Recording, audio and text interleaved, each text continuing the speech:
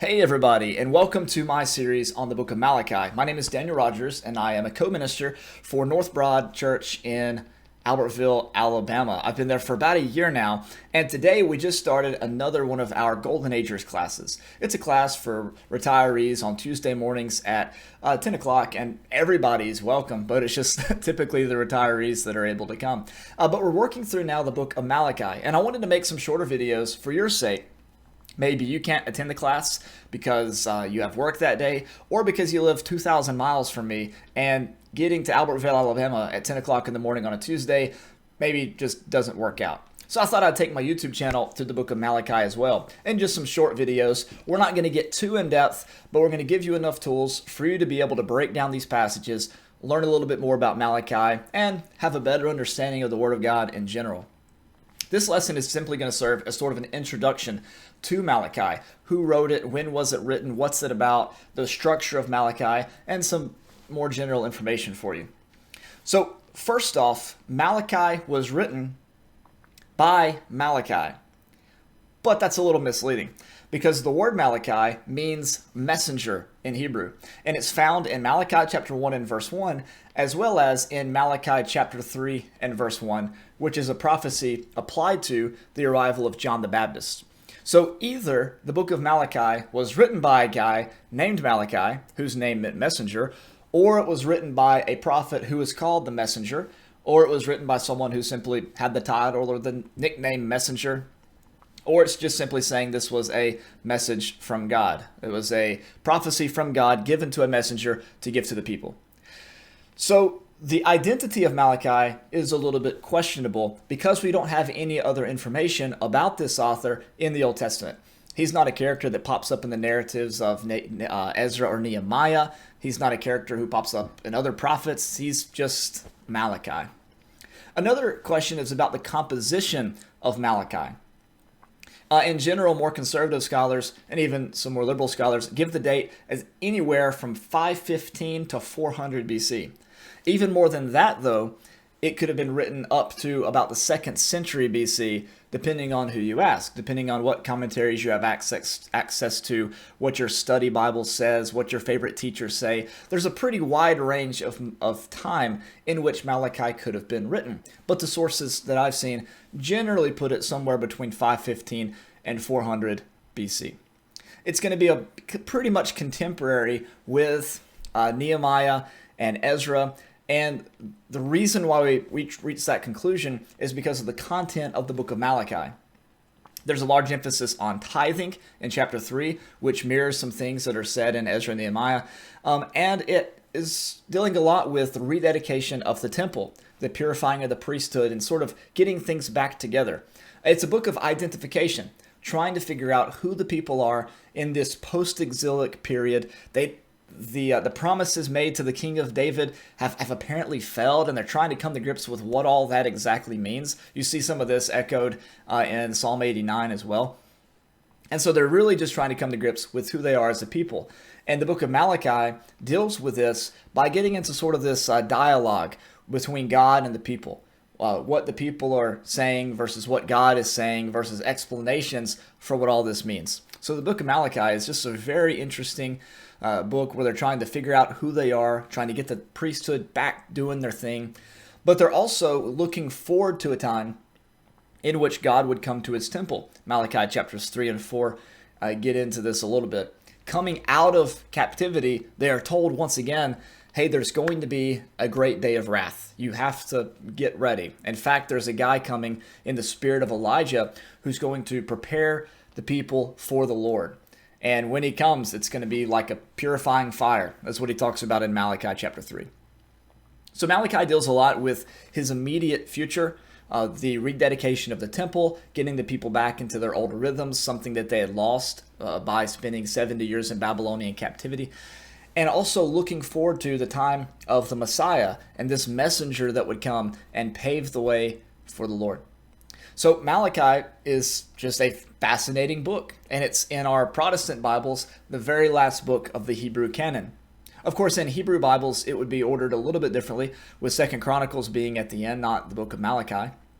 And then in Greek Orthodox Bibles or Roman Catholic Bibles, you have an even bigger gap between Malachi and Matthew because of the inclusion of the Apocrypha and potentially other books as well, things like 1st and 2nd Maccabees, and some additions to the book of Daniel and some additions to the book of Psalms and Esther and things like that.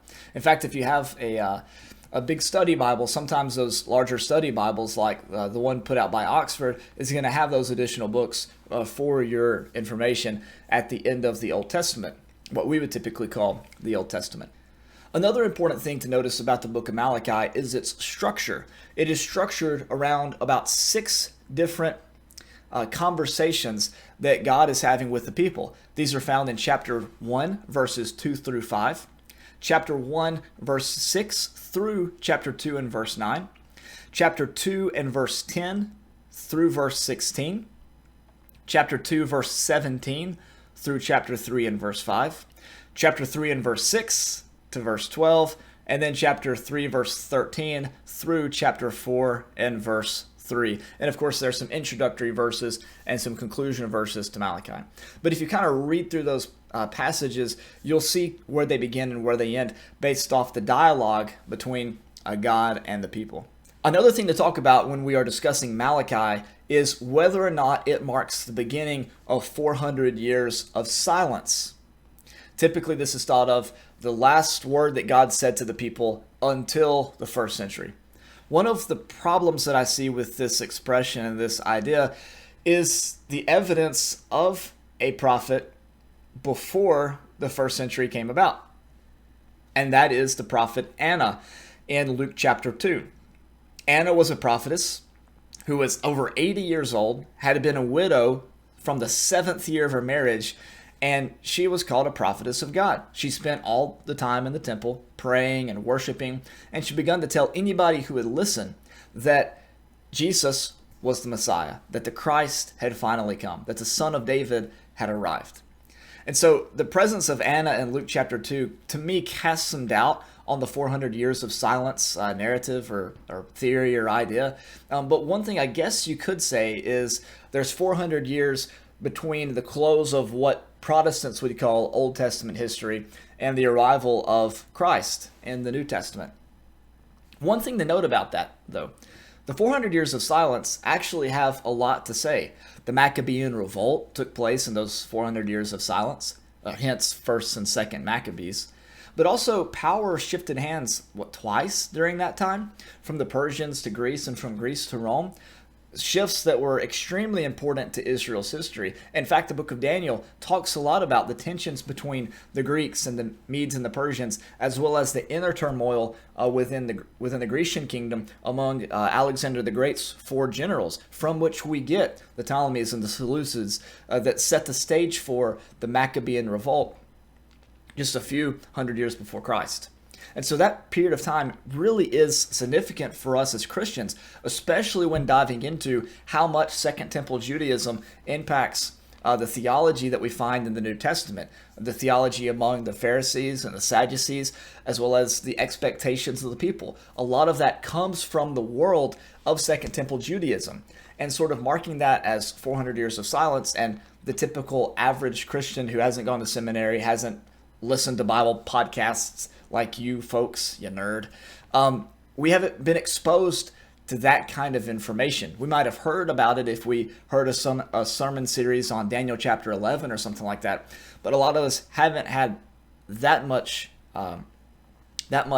interaction with the intertestamental period, especially with the apocryphal books of that time. But that makes up a huge portion of the literature that the 1st century more learned individuals would have had access to, would have heard stories from, and would have impacted everyone's theology. Anyone that attended a synagogue or traveled to go to the temple and were involved in these kind of conversations would have been impacted by that world. And so even though we call it 400 years of silence, it's not really the best practice to go, okay, we go straight from Malachi to Matthew. There's a lot of history in between those two worlds, as well as other books that could have been potentially written in those worlds if you take the position, just for example, that the book of Daniel was authored later than we typically think, or maybe that Nehemiah and Ezra were written after the book of Malachi, which is a position that some people take.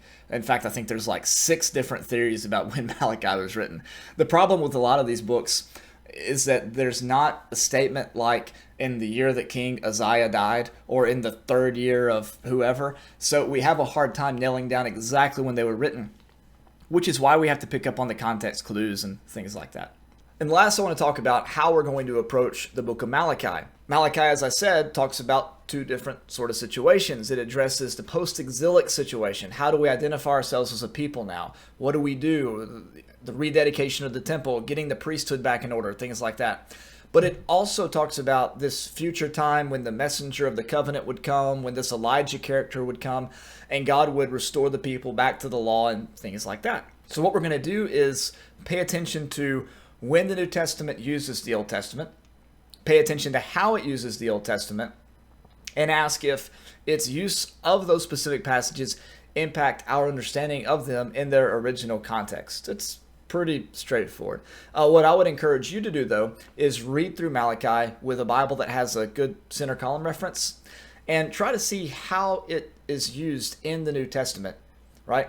If there's a passage from Romans 9 or a passage from Matthew 3 or Matthew 13, how is that imagery used? Why is it used? Is a point trying to be made about the present situation in the New Testament, or is there just a general theological point being made? What's going on here? And from there, you can sort of begin to sketch a general flow of the book of Malachi using those bullet points I mentioned earlier about the breakup of Malachi around those 6 dialogues. And then you'll have a pretty good grasp about the flow of the book and where we'll be going in this series. So take out your Bibles, read through Malachi, and I'll see you next week.